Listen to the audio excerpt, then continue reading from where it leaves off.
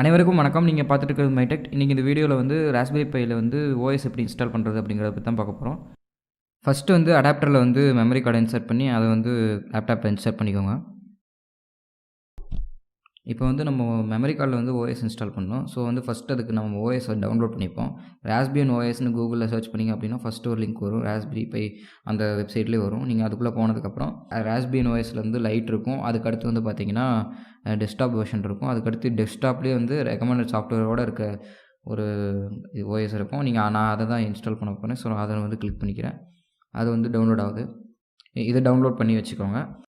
அதுக்கடுத்து பார்த்தீங்கன்னா ஈச்சர் அப்படின்ற ஒரு சாஃப்ட்வேர் நமக்கு தேவைப்படும். அது வந்து கூகுளில் ஈச்சர் அப்படின்னு சர்ச் பண்ணிங்கன்னா ஃபஸ்ட்டில் ஒரு லிங்க் வரும். வெளினா ஈச்சர் அப்படின்னு வரும். அதை கிளிக் பண்ணிக்கோங்க. அது கிளிக் பண்ணி உள்ளார போனதுக்கப்புறம் டவுன்லோட் பண்ணிவிட்டு அதை வந்து கிளிக் பண்ணிங்க அப்படின்னா இன்ஸ்டால்லாம் கேட்காது. உடனே டேரெக்டாக சாஃப்ட்வேர்க்குள்ளே போகும். அப்போ சாஃப்ட்வேர்க்குள்ளே போனோன்னா நீங்கள் வந்து அதில் வந்து எந்த ஓஎஸை வந்து இன்ஸ்டால் பண்ணணும் அப்படிங்கிறதுக்கு இப்போ நம்ம ஏற்கனவே ராஸ்பியன் ஓஎஸ் டவுன்லோட் பண்ணி வச்சுருந்தோம்ல, அதை எக்ஸ்ட்ராக்ட் பண்ணி அது ஜிப் ஃபைலாக இருக்கும். அதை எக்ஸ்ட்ராக்ட் பண்ணி அந்த ஓஎஸை வந்து கிளிக் பண்ணி நீங்கள் வந்து இதில் கிளிக் பண்ணி அதில் கொடுத்துருங்க, செலக்ட் கொடுத்துருங்க. அதுக்கடுத்து வந்து பார்த்தீங்கன்னா எந்த மெமரி கார்டில் அப்படிங்கிறது கேட்கும். அதுக்கும் எந்த மெமரி கார்டில் நம்ம இது பண்ணுமோ அதை செலக்ட் பண்ணிக்கோங்க. செலக்ட் பண்ணிவிட்டு அதுக்கப்புறம் ஃப்ளாஷ் கொடுத்துட்டிங்க அப்படின்னா அதுக்கப்புறம் ஸ்டார்ட் ஆக ஆரம்பிச்சிடும்.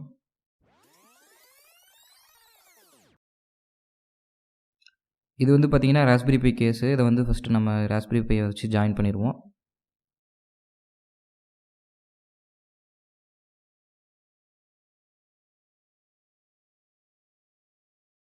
இதுக்கான லிங்க்கும் வந்து டிஸ்கிரிப்ஷனில் கொடுத்துருக்கேன். நீங்கள் அதை போய் வாங்கிக்கலாம். இப்போ வந்து ஓஎஸ் இன்ஸ்டால் பண்ண மெமரி கார்டு எடுத்து இந்த ராஸ்பெரி பையில் இன்சர்ட் பண்ணிக்கோங்க. HDMI கேபிள், மைக்ரோ USB இதெல்லாம் ஜாயின் பண்ணிவிட்டு மைக்ரோ USBயில் வந்து அங்கே சார்ஜரோட கனெக்ட் பண்ணி அந்த சார்ஜரை வந்து பவர் கொடுத்துருங்க அதுக்கு. அதுக்கப்புறம் இது HDMI இன்னொரு எண்டை வந்து அதில் அங்கே மானிட்டரில் ஜாயின் பண்ணி விட்ருங்க. அதுக்கடுத்து வந்து பார்த்திங்கன்னா மவுஸும் கீபோர்டும் கனெக்ட் பண்ணிக்கோங்க அந்த USB போர்ட்டில். இப்போ வந்து பவர் ஆன் பண்ணோன்னே பார்த்தீங்கன்னா உங்களுக்கு வந்து ஸ்டார்ட் ஆகும். ஸ்டார்ட் ஆகி உள்ளார போகும். உள்ளார போனதுக்கப்புறம் பார்த்தீங்கன்னா ரீஜியனு, லாங்குவேஜு, அதுக்கடுத்து வந்து டைம் ஜோனு இதெல்லாம் கேட்பாங்க. நீங்கள் அதுக்கு நெக்ஸ்ட் கொடுத்துட்டு அதுக்கப்புறம் வந்து பார்த்தீங்கன்னா உங்களுக்கு பாஸ்வேர்ட் கேட்பாங்க. நான் வந்து இப்போதைக்கு நெக்ஸ்ட் கொடுத்துட்றேன். நெக்ஸ்ட் கொடுத்ததுக்கப்புறம் அடுத்து வந்து நெட்வொர்க் கேட்பாங்க. நெட்வொர்க் எந்த நெட்வொர்க்கோட கனெக்ட் பண்ணுறதுன்னு கேட்பாங்க. நான் அந்த நெட்வொர்க்கோட கனெக்ட் பண்ணிவிட்டு நெக்ஸ்ட் கொடுத்ததுக்கப்புறம் அப்டேட் பண்ணலாமா வேணாமா அப்படின்னு கேட்கும். அதுக்கும் அப்டேட் கொடுத்துட்டிங்க அப்படின்னா அப்டேட் ஆக ஆரம்பிச்சிடும்.